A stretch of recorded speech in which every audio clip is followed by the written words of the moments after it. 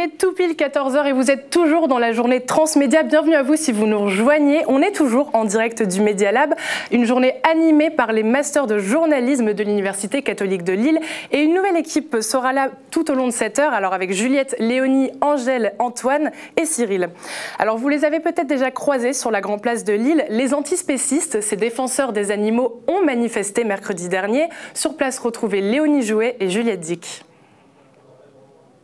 Au lendemain du procès de 2 militants véganes, un collectif antispéciste s'est réuni à Lille pour dénoncer les conditions des animaux dans les abattoirs.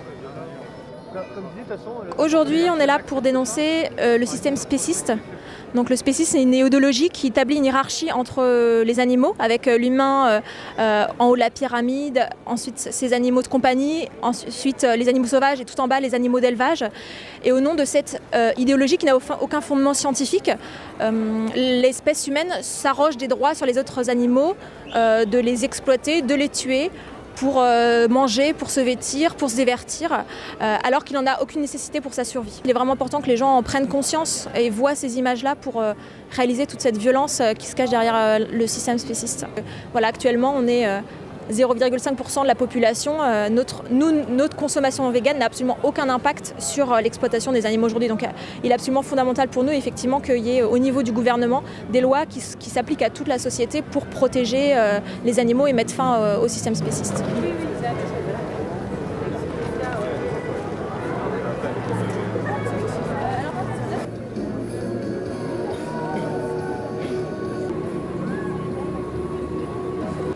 Il y a à peu près 5 ans, j'imaginais pas toute cette souffrance dans les abattoirs et puis pas seulement dans les abattoirs, en fait dans les élevages. Voilà, et donc là quasiment je suis passé végétarien 15 jours et après je suis passé végétalien quasiment du jour au lendemain. Je ne suis pas actif mais j'adhère à plusieurs associations, oui. 214 pour l'élevage, Well Farm. Puis je milite aussi sur des autres sur Code Animal, sur Ferus pour la réintroduction des loups et des lynx. Malgré la mouvance, le cercle antispéciste n'a pas eu le succès attendu. Ah, ça m'a surpris. J'allais presque regarder avant de voir le petit groupe. Je me suis trompé de place. Je pensais que ça allait être une autre place en fait, oui. Parce que d'habitude, quand il y a des genres de manifestations, il y a beaucoup de monde, quoi. Oui, oui. Ce cercle aurait même plutôt été critiqué. Ce n'est pas normal. Ce n'est pas normal. Donnez-moi qui vous êtes. Qui vous êtes. Qui vous êtes. Oui, qui vous êtes. Qui êtes-vous. Qui êtes-vous. Qui êtes-vous. Qui êtes-vous. Qui est votre adresse. Donnez-moi un papier. Pour nous, la violence, elle est absolument systémique dans le système spéciste quand on broie les poussins mâles vivants dès leur naissance parce qu'ils ne vont pas pondre d'œufs et qu'ils sont inutiles, quand on gaze ou quand on égorge des cochons encore conscients dans les abattoirs, quand on pend des animaux par les pieds et qu'on les égorge, quand voilà, on retire un veau à sa mère parce qu'on veut prendre son lait et pas le donner à sa mère, elle est vraiment là la vraie violence.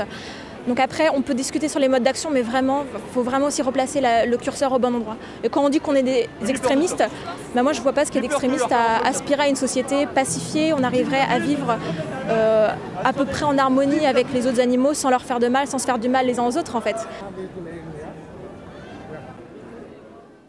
Et pour en parler, Juliette nous a rejoint. Bonjour Juliette. Bonjour. Alors j'ai une première question pour toi. Quel est le but pour ces antispécistes de faire un cercle et non pas une marche? Et pourquoi avoir choisi le silence? Alors c'est vrai que cette manifestation est très différente de celle qu'on a l'habitude de voir, surtout en ce moment. Ils font le choix du cercle plutôt que d'une marche, ils font le choix du silence et non pas des cris de protestation. Il y a également des vidéos dans lesquelles sont diffusées des images des animaux dans les abattoirs et où on peut voir en fait la maltraitance. Toute cette technique fait référence au cercle Anonymous for the Voiceless et la co-organisatrice du cercle antispéciste, Maude Grégoire, explique donc ce choix par la volonté d'attiser la curiosité des passants. Elle faisait référence notamment à toutes les fois où on a la télé allumée et d'un seul coup on n'entend plus de bruit et on se retourne parce qu'on ne comprend pas ce qui se passe, on est habitué au bruit. C'est également un moyen de faire passer un message tout en restant dans la nuance, puisque ce n'est pas un message écrit, c'est les passants qui vont regarder les images si ça les intéresse, et c'est à eux donc de se faire leur propre idée du mouvement. Ils ont, je me permets, ils ont également fait le choix du masque pour justement lutter également contre la différence de sexe, parce que le message principal finalement des antispécistes, c'est de mettre les hommes, les femmes, les animaux sur la même échelle en fait, pour le respect de l'être vivant avant tout. D'accord. Et du coup, là, ce cercle antispéciste, c'est organisé par une association? Alors, c'était un collectif d'étudiants, principalement, qui avait organisé donc, ce cercle depuis quelques temps et qui avait prévenu sur les réseaux sociaux, parce que tout le monde était invité, en fait, à participer à ce cercle antispéciste en prenant une pancarte, en prenant un masque, son ordinateur, pour justement diffuser ces vidéos de maltraitance des animaux. La vérité, c'est que très peu de personnes ont été concernées par le cercle antispéciste, comme on peut voir dans le reportage, ou en tout cas, si elles ne se sont pas senties concernées, elles ne se sont pas senties capables de participer et donc d'agrandir ce cercle. D'accord. Et justement, comme tu l'as dit, on le voit dans le reportage. Et quelle a été la réaction face aux critiques? On voit une personne qui critique le cercle et face aussi à l'échec en fait, de l'événement. Alors, contrairement à ce qu'on peut penser de ce cercle, enfin, des antispécistes, souvent on les associe à une forme de violence extrême. Là, pour la manifestation de mercredi dernier, ils ont été assez pacifistes, au sens où ils n'ont pas mal réagi face aux accusations de ce monsieur qui était quand même très, très en colère. Des personnes ont même décidé de retirer le masque pour le rassurer, parce qu'ils y voyaient là une forme de violence. Alors, c'est vrai que des antispécistes ont fait le choix de la violence, en fait, pour défendre leur cause. À Lille, on a eu des vitrines brisées, on a eu des incendies, ce qui a valu d'ailleurs pour 2 d'entre eux 6 mois de prison ferme. Ce n'est pas rien. Cependant, pour Maude Grégoire, il faut en fait remettre les choses à leur juste valeur. Elle ne va pas légitimer ces actes, mais elle ne les condamne pas non plus, parce que pour elle, en fait, ça ne sera jamais la même violence que celle qui est imposée en fait, aux animaux par notre société, et malgré la tendance végane qu'on voit de plus en plus s'installer. D'accord. Bah merci Juliette. On te retrouve tout à l'heure pour l'agenda culturel en radio. Mais juste avant, on file en coulisses avec Cyril et Antoine. Oui, on est en ce moment même dans les coulisses, donc au desk, là où tout le monde travaille, ou presque. On a là-bas les filles que vous venez de voir l'antenne l'heure avant nous. Et de l'autre côté, il y a le dernier groupe qui se prépare, donc on va aller les voir gentiment, voir un peu ce qu'ils vont vous préparer pour la prochaine heure. Et on va parler au 2M2, il y a Armand et Rémi qui sont côte à côte. On va commencer par Armand parce que Rémi travaille, lui. Et donc, Armand, comment ça s'annonce cette heure-là ? Ah non, là je suis en plein boulot, faut pas croire. Hein. C'est vrai que souvent, voilà, on a l'impression que je travaille pas, mais là je suis en plein travail. Je suis en train de préparer les questions qu'on va s'échanger avec Cathy sur le plateau tout à l'heure, parce qu'on aura un joli reportage sur l'exposition qui est actuellement à la piscine de Roubaix, sur un peintre qui est tombé amoureux de l'Algérie. En plus, c'est hyper d'actualité, puisqu'on l'a vu que les Algériens sortent dans la rue. Donc voilà, donc toujours l'actualité. On aura du JT décalé. J'espère que ça ira autour de la table. Ce ne sera pas les mêmes protagonistes, mais enfin bon.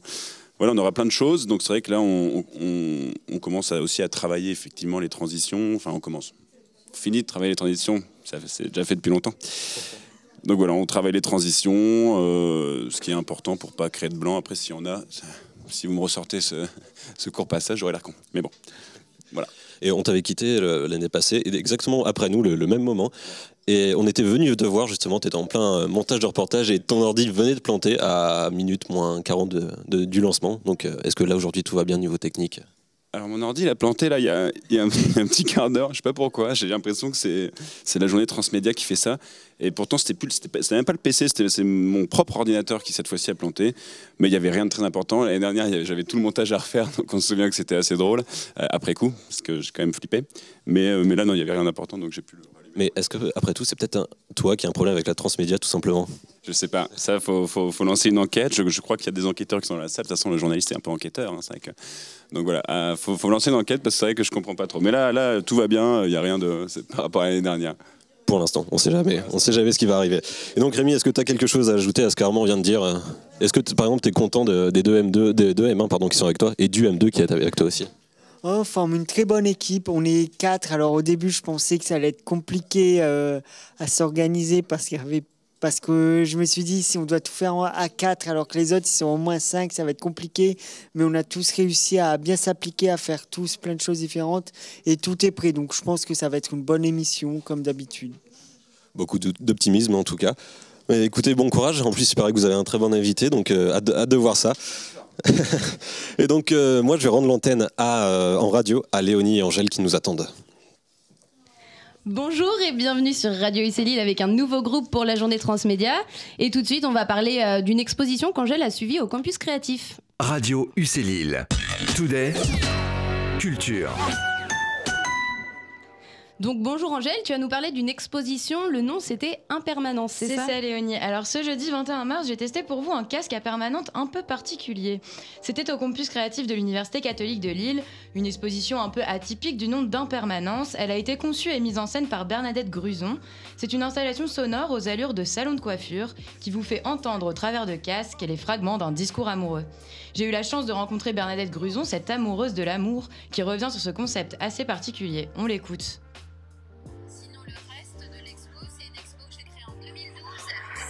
Impermanence et qui explore les fragments d'un discours amoureux. C'est inspiré des fragments d'un discours amoureux de Roland Barthes. Pourquoi le casque à permanente? Parce que ça s'appelle casque à permanente pour faire une permanente. Et s'il y a bien un truc qui n'est pas permanent, c'est une permanente, puisqu'en fait on a besoin d'y retourner bien plus régulièrement que voilà, le cheveu reste pas. Et je trouvais que c'était une belle métaphore par rapport à l'amour. C'est-à-dire en fait l'amour, si on veut que ça dure, en fait faut y apporter des soins quotidiens, réguliers. Une fois arrivé sur les lieux, vous vous installez sous un casque à permanente, vous faites un clic sur le bouton et c'est parti pour 5 minutes de montage sonore réalisé grâce à des interviews auprès d'un large public sur le thème de l'amour et du discours amoureux donc, et de toutes les thématiques qui y sont liées, la rupture, la passion, la confiance, etc. Une fois fini, installez-vous sous un autre casque et goûtez à d'autres plaisirs. C'est un peu comme une boîte de chocolat belge, vous ne savez jamais sur quoi vous allez pouvoir tomber. Depuis quelques mois, et c'est ce pourquoi l'exposition était présente au campus créatif, c'est un projet un peu particulier qui vient se nicher sous les casques d'Impermanence. Celui d'étudiants du lycée Fénelon. En décrochage, Bernadette Gruson leur a donné un stage sur la prise d'interview, sur le montage et sur la composition sonore. Si vous vous asseyez sous l'un des 6 casques présents, vous entendrez un de leurs montages. Dans un autre, vous pourrez écouter même leur ressenti sur l'expérience. Ces élèves interrogeaient soit des primo-arrivants du lycée Béal, soit des personnes handicapées de l'établissement des Papillons Blancs, sur un thème commun, mes rêves quand je serai grand. Selon Bernadette, Impermanence, c'est l'histoire d'une permanence entre parenthèses, parce que la permanence de l'amour et du besoin d'amour est toujours confrontée à l'impermanence des sentiments et de la vie. Il n'y a jamais un jour qui se ressemble. Alors si vous aussi vous avez envie d'un aperçu, rendez-vous du 7 avril au 24 juin prochain à la Galerie d'Art Saint-Jacques, rue de la Sellerie à Saint-Quentin en Picardie. Et tout de suite, je vous laisse à nouveau avec Léonie pour un rappel des titres. Radio UC Lille. Les infos. Aux États-Unis, la prestigieuse université de Yale renvoie une étudiante qui aurait été admise grâce à des pots de vin. Au total, 1,2 million d'euros auraient été versés par des parents de l'étudiante. L'université de New Haven dans le Connecticut serait la première à exclure un élève dans le scandale de corruption d'admission. À Tahiti, un nouveau prêtre mis en examen pour agression sexuelle sur mineurs. Le prêtre de l'église Sainte-Thérèse est accusé d'attouchement par 2 hommes qui étaient adolescents au moment des faits. C'est la première fois en Polynésie qu'un prêtre est impliqué dans ce type d'affaires. Un Boeing 737 atterrit d'urgence aux États-Unis. L'avion de la compagnie Southwest qui a rencontré un problème de moteur en direction de la Californie a dû faire demi-tour. Aucun voyageur n'était à bord de l'appareil qui était en convoyage. Pour rappel, l'agence fédérale avait interdit le vol des Boeing 737 MAX en mars dernier à la suite de 2 accidents meurtriers. Et c'est officiel, la ministre des Affaires européennes a démissionné du gouvernement à l'issue du Conseil des ministres ce matin. Nathalie Loiseau mènera la liste LRM aux élections européennes en mai prochain. Parmi les personnalités de la liste présidentielle, l'écologiste Pascal Canfin, numéro 2 de la liste, suivi par Marie-Pierre Vedren, directrice de la Maison de l'Europe à Rennes. Le gouvernement veut moderniser la fonction publique, la rendre plus attractive et plus réactive face aux nouvelles attentes des citoyens. Ce matin, Olivier Dussopt a présenté son projet de loi au Conseil des ministres qui s'inscrit dans un objectif de suppression de 120 000 postes d'ici à 2022. En réaction, des fonctionnaires ont appelé à des rassemblements pour protester contre la réforme. Les Américains pourraient retourner sur la Lune plus tôt que prévu. Donald Trump a annoncé accélérer le programme spatial américain. Les astronautes pourraient retourner sur la Lune d'ici 2024 au lieu de 2028. À Lille maintenant, le Vidéo Mapping Festival ouvre ses portes vendredi.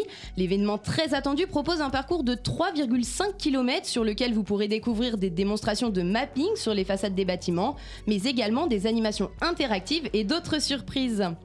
Et enfin, la saison culturelle Eldorado approche et l'invité d'honneur pour cette saison 2019 sera le Mexique. Dans un mois tout pile, vous pourrez observer et même participer à la grande parade d'ouverture. Pour l'occasion, il y aura des expositions, des spectacles et plus de 900 événements organisés dans les Hauts-de-France. Et tout de suite, on retourne en télé avec Ivoire.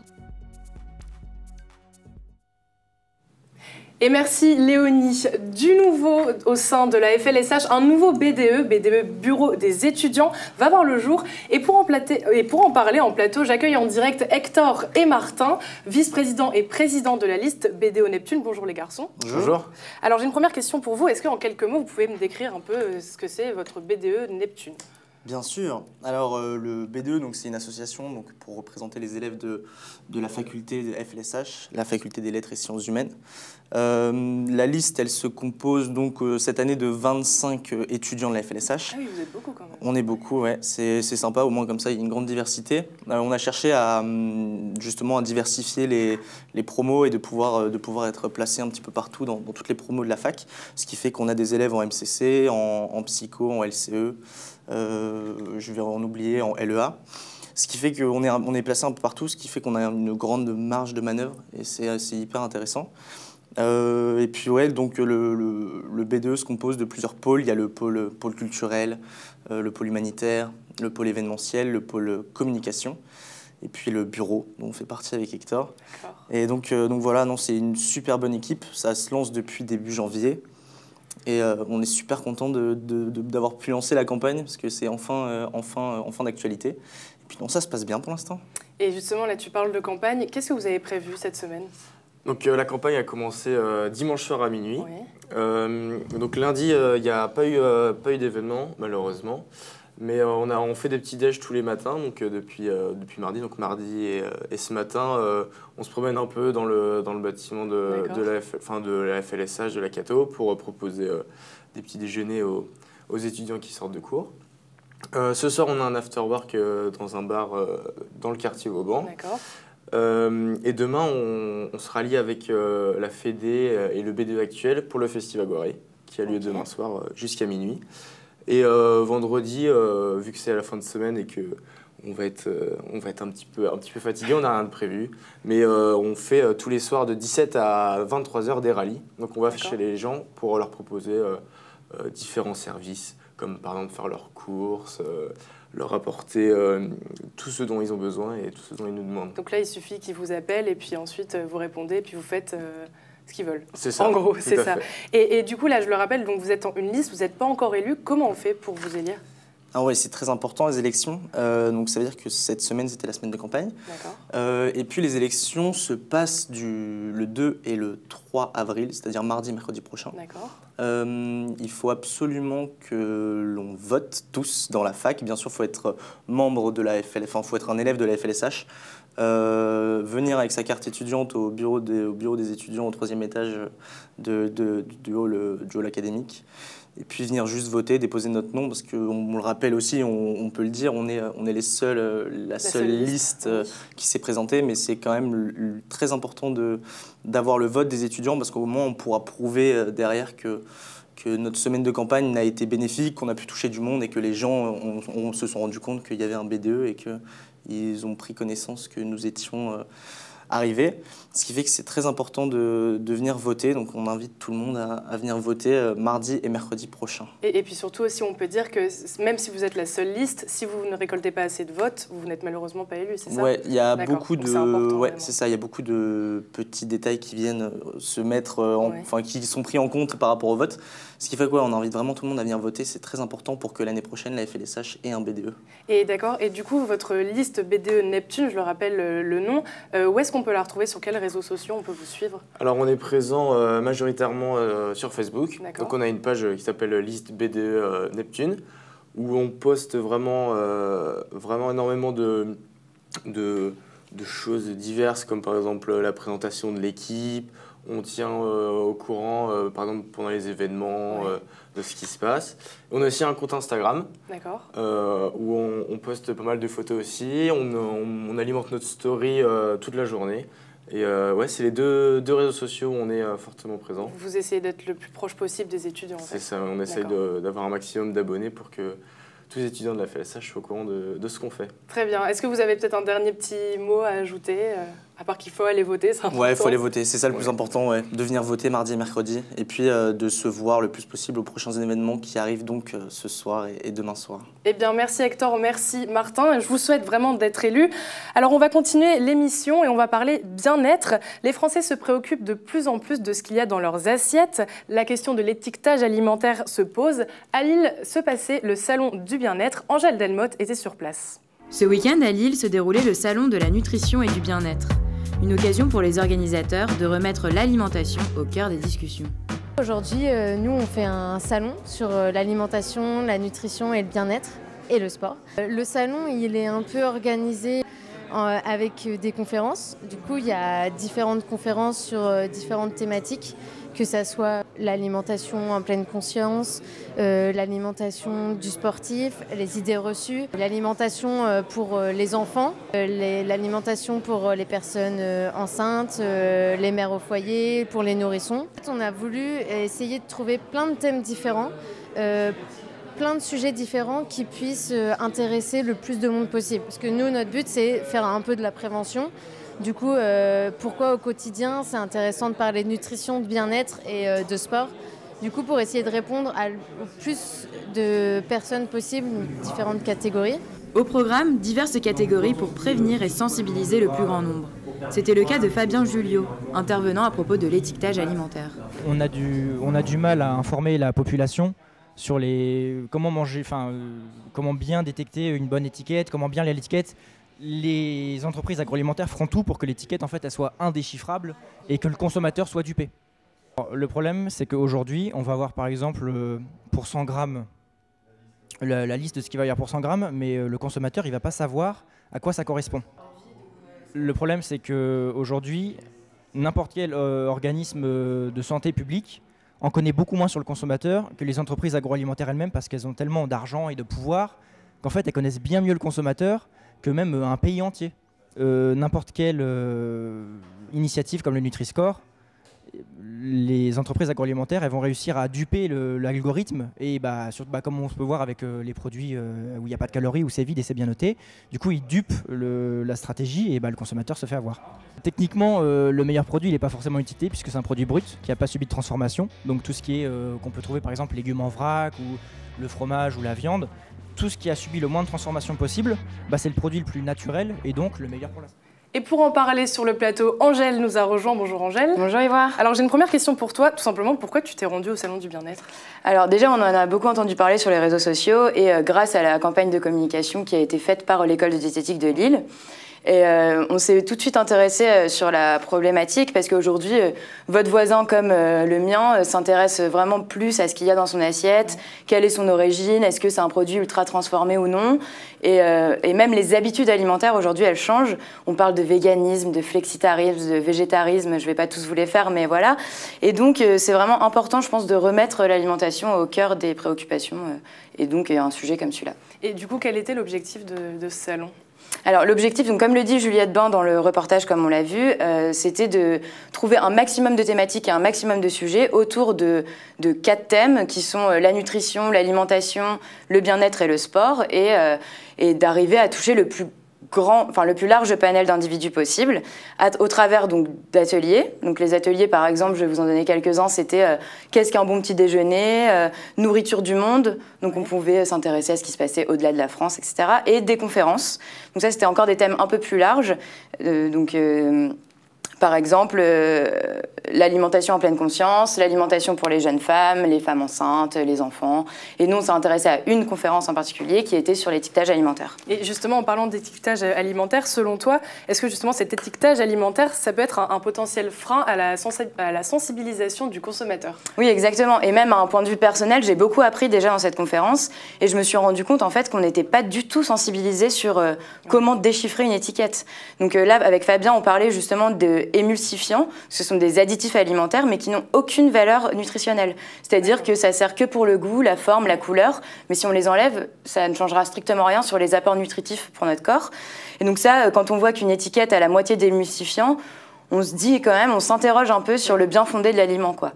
Et on a aussi beaucoup parlé des quantités et justement, on lui a demandé pour lui ce qu'était une étiquette superbe et ce que ce serait vraiment. Ce serait pour lui de justifier chaque quantité et de la mettre avec la moyenne recommandée au niveau national. D'accord. Merci voilà. Angèle. On te retrouve tout à l'heure pour un point sur l'actualité Exactement. En radio. Merci. Comment ça se passe en coulisses, Antoine et Cyril ? Oui, ça se passe bien. On fait un petit effet avec un miroir, là c'est beau. Et donc on est pile entre le studio radio et le studio télé. Oui, c'est un peu flou, ouais. C'est Cyril qui gère. Ouais, c'est toujours flou. Ah voilà, bien. Et donc on va aller voir un peu en studio télé comment ça se passe. Hop, attention. Et on va aller voir Monsieur Frémy, voir un peu ce qu'il pense du début de cette émission. Monsieur Frémy, qu'est-ce que vous pensez de cette magnifique émission qui a commencé Alors,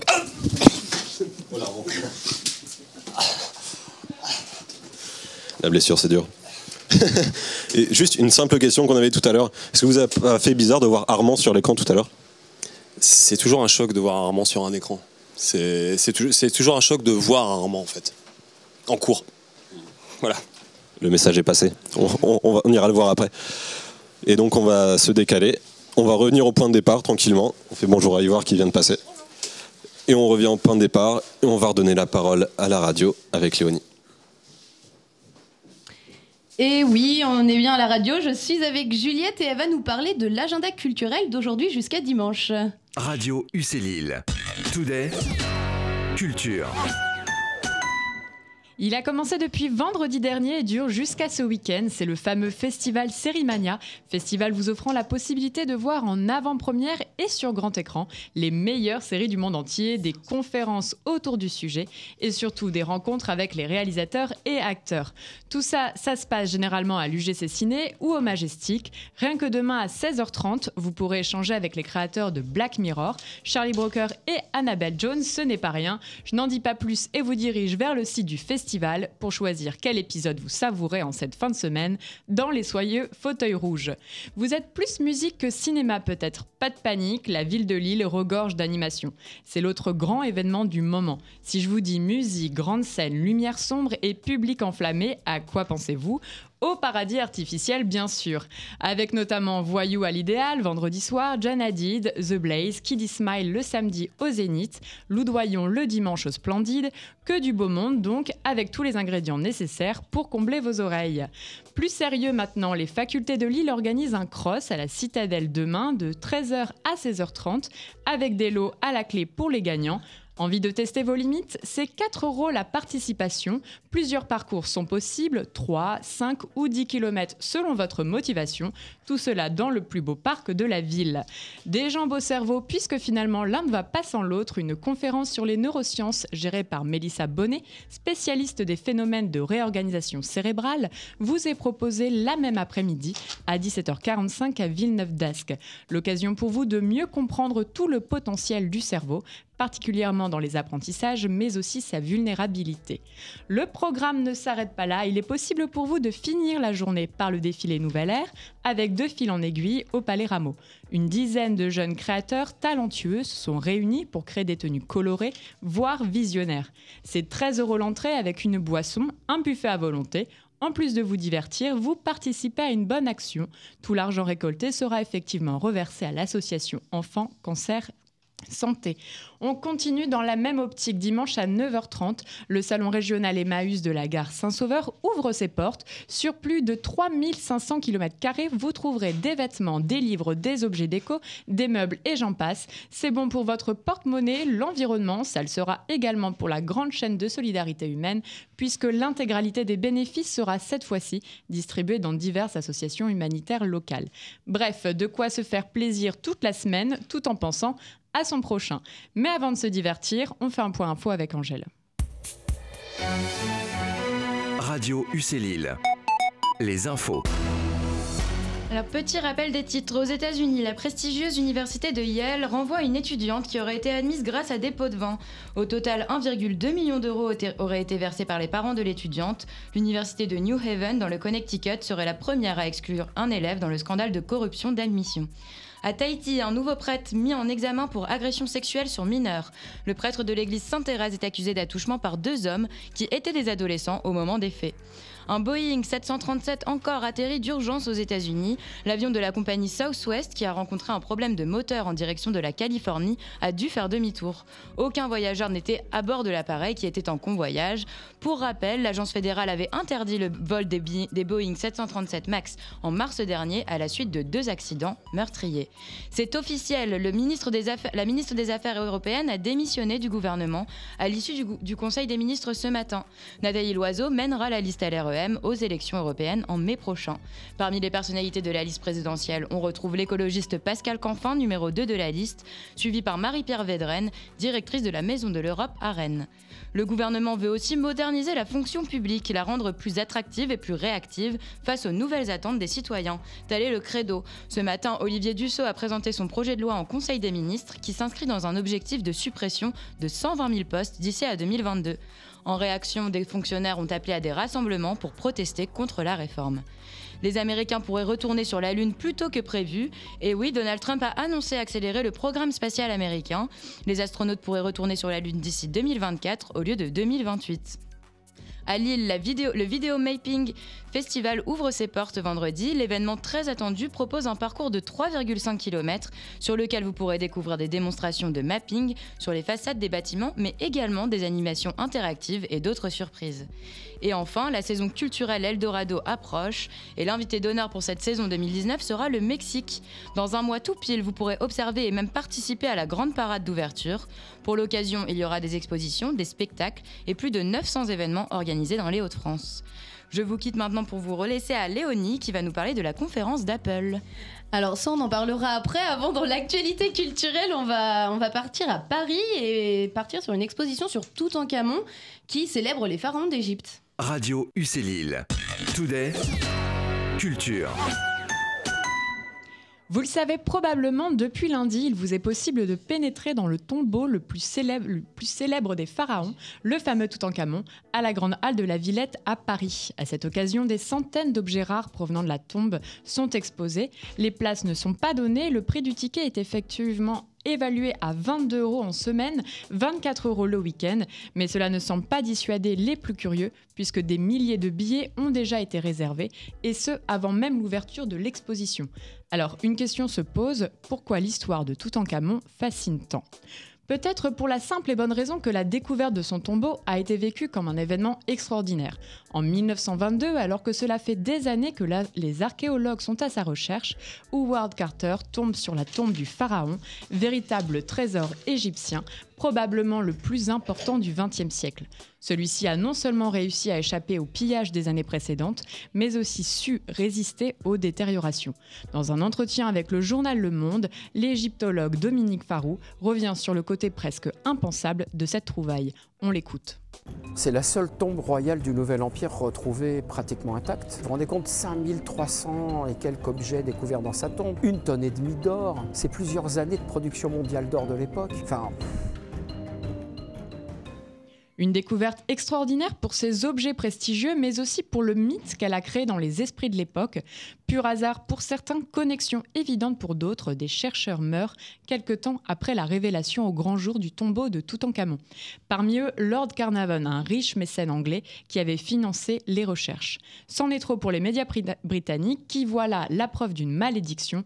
Toute personne concernée par l'étrange tombeau verrait sa vie en danger. Le mythe s'installe de plus en plus dans les consciences au point où les écrivains comme Arthur Conan Doyle ou Agatha Christie en font un roman. Mais l'engouement autour de Toutankhamon n'est pas dû qu'aux Britanniques. Les Égyptiens y contribuent beaucoup aussi, notamment depuis le printemps arabe en 2011 et la montée des attentats qui ont fait chuter le taux d'attractivité du pays. L'exposition parisienne du tombeau est donc pour eux l'opportunité rêvée de rappeler à l'étranger leur rayonnement culturel et les milliers de trésors antiques dont ils disposent. Ceci explique cela, 50 pièces ont franchi pour la première fois les frontières de l'Égypte en direction de la France. L'exposition est disponible jusqu'au 15 septembre 2019. La dernière du genre remonte à 1967 et avait accueilli 1,2 million de visiteurs. Cette année, les organisateurs en attendent au moins tout autant afin de rendre hommage au 11e pharaon du Nouvel Empire, pharaon à l'un des règnes les plus courts et à la notoriété la plus grande. On traverse l'Atlantique, on part aux États-Unis et plus précisément en Californie. It's Showtime, c'est le nom de la keynote menée par Apple lundi, l'une des plus attendues depuis longtemps. L'entreprise californienne lance des nouveaux services, Apple TV+, Apple News+, Apple Card et Apple Arcade. Le lancement de ces nouvelles applications serait stratégique. Donc tout d'abord, la plus grosse annonce, Apple TV+, c'est une nouvelle plateforme de streaming qui serait lancée à l'automne dans plus de 100 pays. Au programme, des contenus originaux proposés par des stars d'Hollywood, donc Steven Spielberg, Jennifer Aniston ou encore Jason Momoa. La présentatrice américaine Oprah Winfrey réalisera quant à elle 2 documentaires.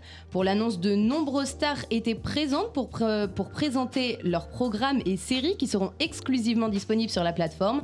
Parmi les séries les plus attendues, The Morning Show qui sera consacré aux coulisses de la télévision, la série Si avec des humains à perte de vue ou encore For All Mankind qui offrira une version alternative de la conquête de l'espace.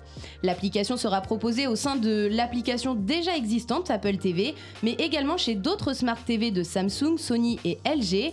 On connaît tous sur la nouvelle plateforme, sauf le prix. Et la question clé, est-ce que Apple serait capable de concurrencer Netflix, qui a déjà pris une avance sur le marché? Pascal Le Chevalier, spécialiste de tout ce qui touche à la VOD et aux médias en ligne, répond au micro de 01net TV. Alors Netflix, avec ses 140 millions d'abonnés, ses 15 milliards en 2019 d'investissement dans les contenus, a pris une avance considérable. Maintenant, Apple, je crois qu'il y a 1,4 milliard de terminaux qui se baladent dans la nature brandés Apple, donc ça veut dire qu'il y a quand même aussi un public important. Mais sur la feuille, oui, le handicap est important, le retard est important. Néanmoins, Apple a les moyens de pouvoir monter en puissance rapidement. Et ce ne serait pas quelque chose de nouveau pour la marque à la pomme? C'est un peu la croisée des chemins pour Apple, parce que Apple a été présent très très tôt avec l'iTunes Store, dans lequel on avait de la vidéo à la demande, à l'acte, soit locatif, soit en téléchargement définitif. Oui, ça c'est très ancien. Et ils ont fait, donc ça c'était 2008, ils ont fait un carton absolu partout dans le monde, grâce aux terminaux et à l'iPhone en particulier. Et ce marché-là aujourd'hui est en régression. Donc en fait, Apple ne pouvait plus attendre. Il faut un relais de croissance. Voilà, au risque de voir cette activité-là, pas péricliter, mais en tous les cas baisser de manière importante, de plus de 10% par an. Et donc il fallait quelque chose. Autre service, Apple News Plus, pour 9,99 € par mois, 300 journaux, magazines et pure players sont proposés en illimité. Pour le moment, les lecteurs sont canadiens et américains. Le lancement en France n'a pas encore eu de date officielle, donc on ne retrouve aucun titre en français. Des titres qui sont consacrés au divertissement, à la mode, au sport, à la santé ou aux sciences. Seuls 2 quotidiens nationaux sont disponibles actuellement, à savoir le Los Angeles Times et le Wall Street Journal. Le New York Times et le Washington Post auraient refusé le partenariat. Mais ce n'est pas tout, Apple lance également la Apple Card, une carte bancaire numérique sans frais reliée à l'application Wallet. Celle-ci aurait un système de cashback qui permettrait à l'utilisateur de gagner de l'argent sur chaque dépense. La marque à la pomme souhaite miser sur la sécurité avec des achats protégés. Elle proposerait également des fonctionnalités pour gérer son budget intelligemment. Et enfin, le dernier service, Apple Arcade, un service d'abonnement à des jeux vidéo, annoncé une semaine après la présentation de Stadia par Google, une plateforme de jeux vidéo en ligne. ligne. La nouvelle application d'Apple permettrait de télécharger des jeux sur son téléphone ou sur son ordinateur, à la carte 100 jeux originaux qui pourraient être joués sur iPhone, iPad, Mac ou Apple TV. Un ensemble de nouveaux services qui permettrait d'offrir de nouvelles sources de revenus à Apple, alors que les ventes d'iPhone ont largement diminué depuis l'année dernière. Et maintenant, on passe directement aux coulisses avec Antoine et Cyril. De 2020. Toujours au même endroit, donc entre le studio télé qu'on a été voir tout à l'heure qui était là et le studio radio qui est là de l'autre côté. Donc on était en télé, on va aller en radio. Je passe devant pour pas que tu tombes. Donc fais attention quand même. Et donc on va aller voir les filles que vous venez de quitter à l'instant, donc Léonie, Juliette et Angèle qui étaient tous les trois en haut. Et surtout Monsieur Castagnoli, qui s'y attendait pas trop je pense. Qu'est-ce que vous pensez justement de ce début d'émission Très bien, en fait, un très bon début d'émission, puisque tu en parles. Et puis, très bonne journée, d'une manière générale, depuis ce matin, 10h, donc en direct sur Radio UCLIL, en direct sur la chaîne YouTube et sur le Facebook. Et bon, c'est pas terminé, mais disons que pour l'instant, je suis assez satisfait de tout ce qui a été produit jusqu'à présent et de la qualité de votre investissement. Voilà. Est-ce que vous dites quand c'est pas terminé, vous pensez notamment au groupe suivant où il y a Armand ? Voilà, c'est Armand, c'est toujours la cerise sur le gâteau, on ne sait pas trop à quoi s'attendre, donc ce sera la surprise tout à l'heure entre 15 et 16. Mais bon, je m'inquiète pas, je sais que Armand, c'est un peu un côté diesel, c'est-à-dire qu'au début, il faut le temps que ça démarre, et quand il est en vitesse de croisière, en général, ça se passe bien. Donc j'espère que mes prédictions seront bonnes. Est-ce que c'est pas trop dur de faire la régie sans moi, du coup ? Parce que tous les mercredis, j'étais ici pour vous épauler, et là... Disons que il y a des discussions que j'ai pas en restant ici toute la journée, mais bon après ça pose pas de soucis. Et puis ça permet de varier également, de discuter avec d'autres étudiants et c'est pas désagréable non plus de changer de temps en temps. Merci. Et donc on va retrouver Ivoire qui va lancer un reportage sur l'escalade. Merci les garçons. Et oui, on est de retour sur le plateau du Media Lab et on va parler sport. L'escalade, c'est un nouveau sport que l'on va pouvoir suivre pendant les Jeux Olympiques de 2020. Alors, quelles en seront les épreuves et qu'en pensent les spécialistes ? Cyril Motte et Antoine Ziatlecki se sont rendus dans une salle d'escalade. Lors des prochains Jeux Olympiques de Tokyo en 2020, de nouvelles disciplines vont faire leur apparition. C'est le cas par exemple de l'escalade, où s'affronteront les grimpeurs dans l'épreuve du combiné. Aujourd'hui, l'escalade hors Jeux Olympiques, il y a 3 épreuves. Donc le bloc, donc là on n'est pas accroché, la vitesse et la difficulté en voie sur corde. Aujourd'hui, l'épreuve qui est retenue pour les Jeux Olympiques, c'est le combiné. C'est-à-dire que chaque grimpeur, chaque athlète devra faire les 3 épreuves. Et le classement total se fait sur un système de notation pondérée des 3. Un sport relativement méconnu il y a encore une dizaine d'années. Avec sa présence au jeu, l'escalade va se démocratiser et attirer de plus en plus. Parce qu'aujourd'hui, c'est vrai que alors c'est en train de changer, mais jusqu'à il y a 10 ans, c'était vraiment un sport de niche qui était réservé à des gens qui en faisaient en extérieur, en milieu naturel. Petit à petit, c'est en train de devenir un sport de salle, surtout avec l'émergence des salles de bloc. Non, évidemment, la visibilité que vont donner les Jeux Olympiques à l'escalade, ça va toucher énormément tout le grand public dans sa globalité. Donc on s'attend évidemment à ce que ça ait un impact sur la fréquentation. Devenu un sport de salle, l'escalade est à l'origine un sport d'extérieur qui permet aux grimpeurs de ressentir des sensations différentes et plus impressionnantes. Alors en falaise, il y a plus d'engagement, c'est-à-dire que quand on passe aujourd'hui, quand vous grimpez dans une salle d'escalade, il y a une notion d'engagement qui est moins forte puisque c'est très sécurisé, les points pour placer la corde sont très rapprochés, alors qu'en falaise, on peut se retrouver avec des points qui sont séparés de 5 ou 6 mètres, donc il y a plus d'engagement mental, parce que la chute est beaucoup plus grande évidemment. Après, j'ai une petite préférence pour la falaise dans la mesure où c'est un sport de nature et on se retrouve complètement dans la montagne, en train de profiter des éléments, se dépasser, etc. La présence de l'escalade aux Jeux de Tokyo va sans doute faire balancer ce sport dans une nouvelle dimension, toujours plus grande. Antoine, tu as quitté les coulisses pour nous parler un peu de ton reportage. Alors, j'ai une première question. Quelles sont exactement les épreuves et en quoi elles consistent ? Donc en gros, les épreuves, c'est ça, c'est de la vitesse, tout d'abord. Donc ça, je parle vraiment en escalade, en championnat normal, sans parler forcément des JO, parce que ça va être un peu différent, on va le voir, c'est ce que Laurent Carpentier expliquait. Okay. Donc la vitesse, c'est une piste qui est toujours la même pour tout le monde, de 17 mètres, et il faut tout simplement grimper le plus rapidement possible, à savoir que 17 mètres, le record du monde est à 5 secondes 88, donc c'est quand même assez impressionnant. Quand même. La seconde épreuve, donc c'est des blocs, donc c'est des murs d'escalade de 4 mètres de hauteur. Là, on n'est pas harnaché, on n'a rien du tout en fait.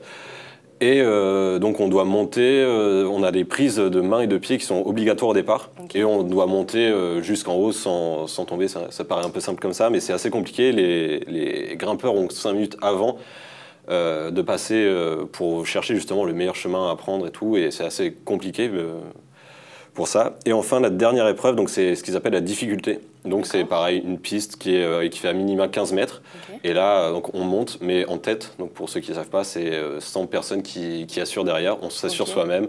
Donc voilà. On s'assure soi-même.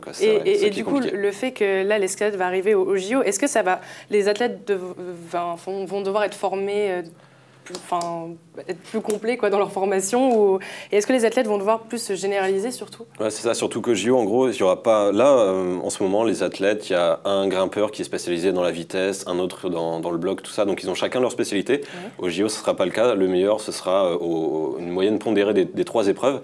Donc les athlètes vont devoir, par exemple, celui qui est fort en vitesse, va devoir faire plus de blocs et de difficultés pour justement être meilleur et potentiellement remporter une médaille. Ouais. Donc ça va former des athlètes plus complets, en tout cas, et des grimpeurs plus complets. Ouais. Ok, d'accord. Et du coup, j'ai une dernière question, parce qu'il me semble qu'il n'y a pas que l'escalade qui est nouveau pour les JO 2020. Quels sont les autres sports? C'est ça. Donc l'escalade, c'est un sport qui va arriver justement dès Tokyo en 2020. Ouais.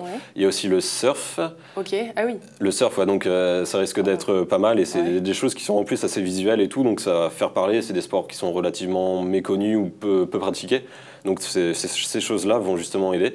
Et pour Paris 2024 aussi, il y a des sports qui arrivent petit à petit. Le breakdance, ça a été accepté, donc on pourra avoir des compétitions de breakdance au JO de Paris en 2024.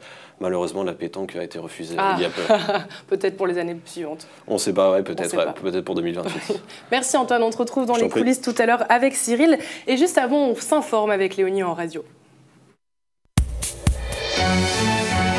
Radio UC les infos.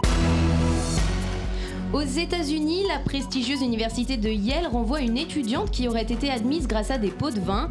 Au total, 1,2 million d'euros auraient été versés par les parents de l'étudiante. L'université de New Haven, dans le Connecticut, serait la première à exclure un élève dans le scandale de corruption d'admission. À Tahiti, un nouveau prêtre mis en examen pour agression sexuelle sur mineurs. Le prêtre de l'église Sainte-Thérèse est accusé d'attouchement par 2 hommes qui étaient adolescents au moment des faits. C'est la première fois en Polynésie qu'un prêtre est impliqué dans ce type d'affaires. Un Boeing 737 atterrit d'urgence aux États-Unis. L'avion de la compagnie Southwest, qui a rencontré un problème de moteur en direction de la Californie, a dû faire demi-tour.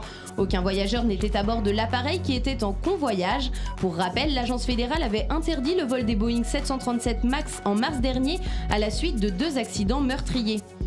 C'est officiel, la ministre des Affaires européennes a démissionné du gouvernement.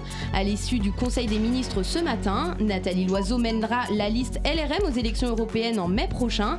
Parmi les personnalités de la liste présidentielle, l'écologiste Pascal Canfin, numéro 2 de la liste, suivie par Marie-Pierre Vedrenne, directrice de la Maison de l'Europe à Rennes. Le gouvernement veut moderniser la fonction publique, la rendre plus attractive et plus réactive face aux nouvelles attentes des citoyens. Ce matin, Olivier Dussopt a présenté son projet de loi en Conseil des ministres qui s'inscrit dans un objectif de suppression de 120 000 postes d'ici à 2022. En réaction, des fonctionnaires ont appelé à des rassemblements pour protester contre la réforme. Les Américains pourraient retourner sur la Lune plus tôt que prévu. Donald Trump a annoncé accélérer le programme spatial américain. Les astronautes pourraient retourner sur la Lune d'ici 2024 au lieu de 2028. À Lille, le Video Mapping Festival ouvre ses portes vendredi. L'événement très attendu propose un parcours de 3,5 km sur lequel vous pourrez découvrir des démonstrations de mapping sur les façades des bâtiments, mais également des animations interactives et d'autres surprises. Et enfin, la saison culturelle Eldorado approche et l'invité d'honneur pour cette saison 2019 sera le Mexique. Dans un mois tout pile, vous pourrez observer et même participer à la grande parade d'ouverture. Pour l'occasion, il y aura des expositions, des spectacles et plus de 900 événements organisés dans les Hauts-de-France. Merci Léonie, on parle cinéma tout de suite. Radio UC Lille. Today Cinéma. Et elle affiche cette semaine des films pour tous les âges et pour tous les goûts. Pas facile d'élever seule 2 adolescentes. Depuis que sa femme est partie, Mario tient la maison, seul, et doit veiller au bien-être de Frida et Nikki. Mais quand la première lui reproche le départ de sa mère, la deuxième rêve d'indépendance et s'éloigne de plus en plus du cocon familial à l'atmosphère pesante. Extrait. Bonjour, vous êtes bien sur la messagerie d'Armel. Laissez-moi un message et je vous rappelle. Excuse-moi de te rappeler encore, c'est pour parler des filles. Tout va bien, t'inquiète pas, je gère. En ce moment, je les trouve un peu agitées. Tu m'étonnes que maman se casse avec un relou pareil. T'es malade ou quoi? On peut éviter le show public pour une fois ou pas? Quoi? Genre on est la famille parfaite. Arrête de parler fort, s'il te plaît. Avec son drame C'est ça l'amour, Claire Burger retranscrit avec finesse et réalisme le quotidien tumultueux de nombreuses familles monoparentales. Les problèmes de famille, lui, il en est bien loin.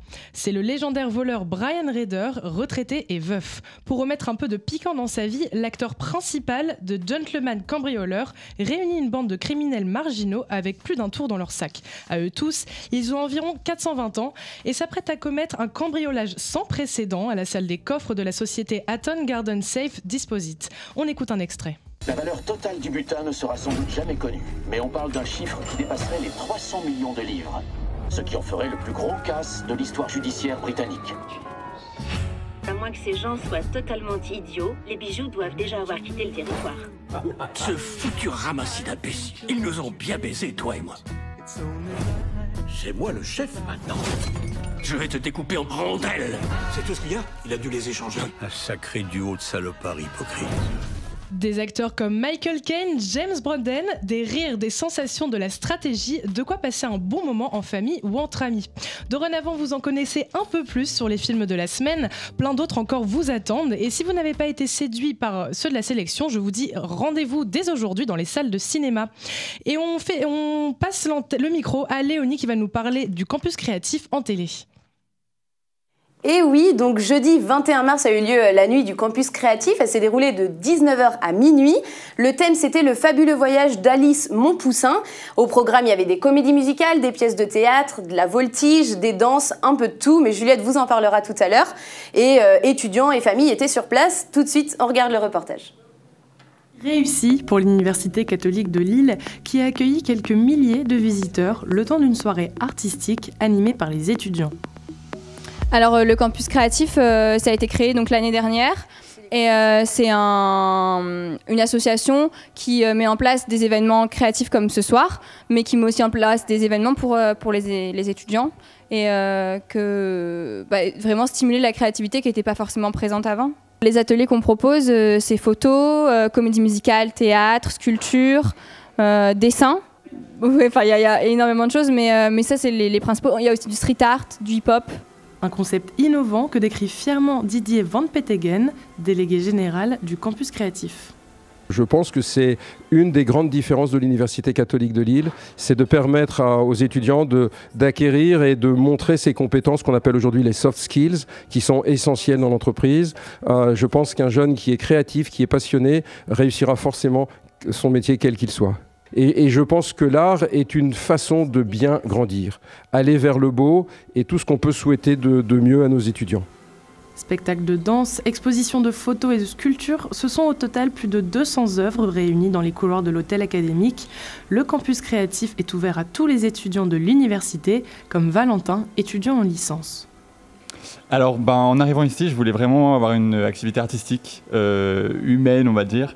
Et il y a eu l'intervention au début de l'année et je voulais vraiment avoir une activité créative et artistique. Et quand j'ai su qu'il y avait campus créatif, j'ai directement foncé. J'ai commencé par le théâtre et ensuite, je m'en suis un peu lassé. Du coup, je suis arrivé en tant que bénévole pour les différents événements. Pour s'inscrire, c'est simple, rendez-vous au 60 boulevard Vauban. Un prix d'inscription raisonnable, comptez 10 € par semestre. Donc je suis avec Juliette pour en parler. Alors Juliette, déjà, comment ça s'est organisé cette nuit du campus créatif ? Alors c'était assez impressionnant parce que l'Université catholique de Lille ne ressemblait plus du tout au lieu scolaire qu'on a l'habitude en fait de fréquenter. Il y avait quand même 250 artistes, des activités partout, que ce soit dans la Aula Maxima, des chants, les remises de prix, des spectacles de danse, des jongleurs dans la chapelle. À l'étage, il y avait plusieurs ateliers.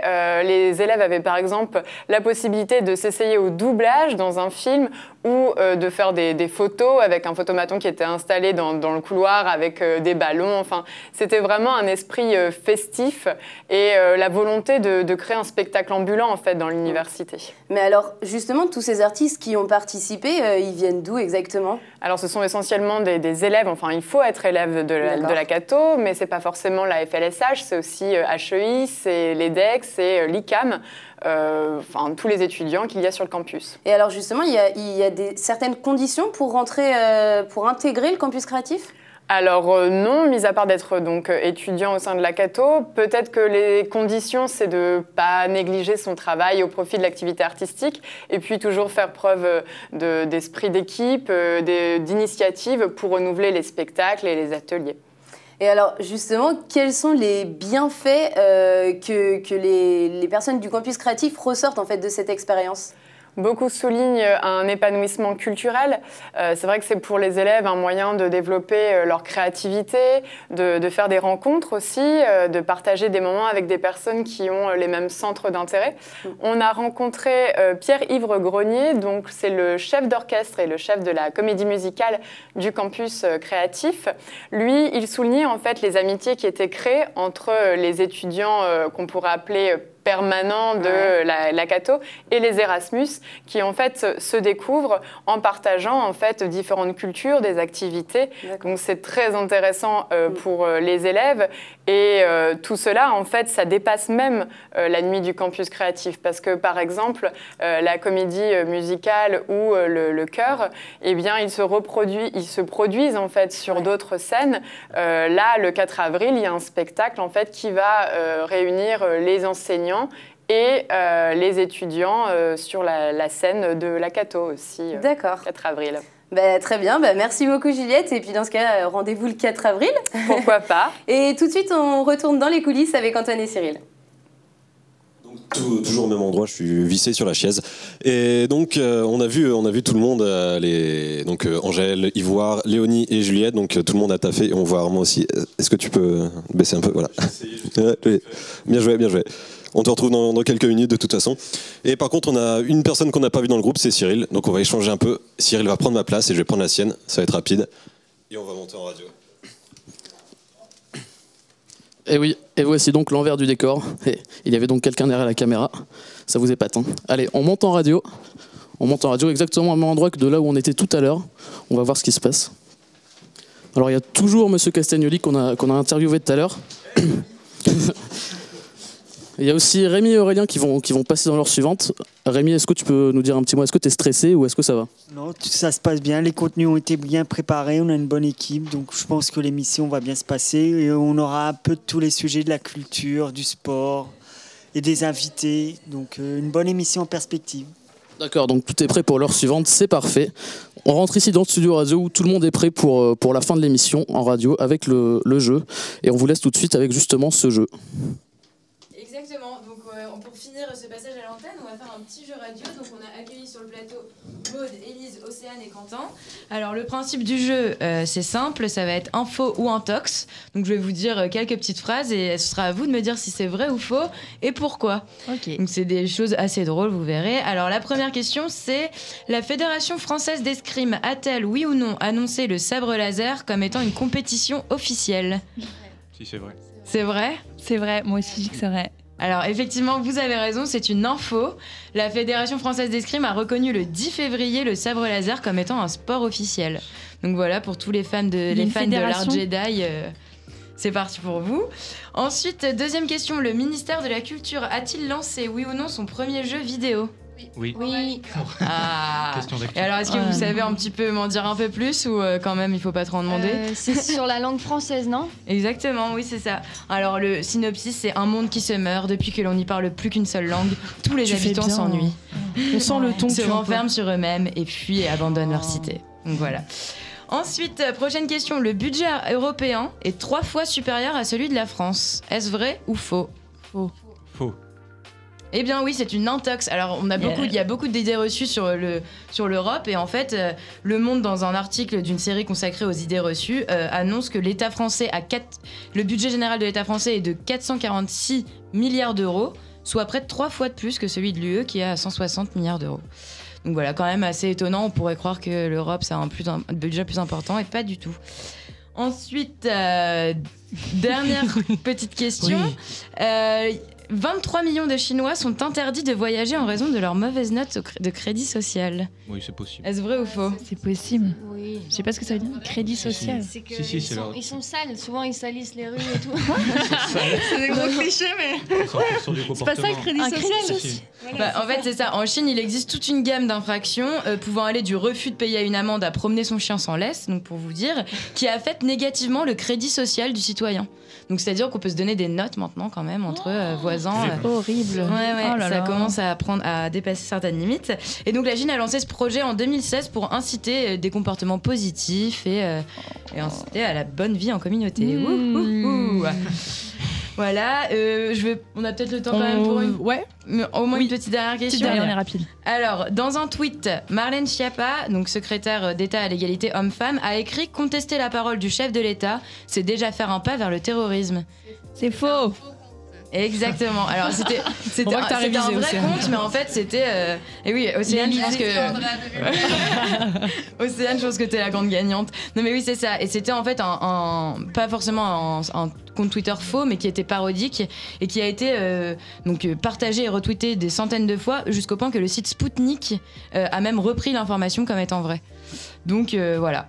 Bah écoutez, merci en tout cas d'avoir participé à cette info intox et on en aura appris de bien belles. Et merci à vous d'avoir participé au jeu. Merci Angèle, merci Léonie, merci Juliette, merci Antoine et merci Cyril. Je pense que j'ai fait le tour. C'est la fin de cette partie jusqu'à 15h et la journée continue avec un autre groupe d'étudiants. Rémi, je te confie le micro, je te souhaite une bonne émission. Merci. Du coup, on est ensemble pendant 1 heure, donc jusqu'à 16h. Et autour de la table, pour m'accompagner, il y aura Aurélien et Armand, et Cathy se trouve sur le plateau télé et nous aurons la chance de la retrouver tout à l'heure.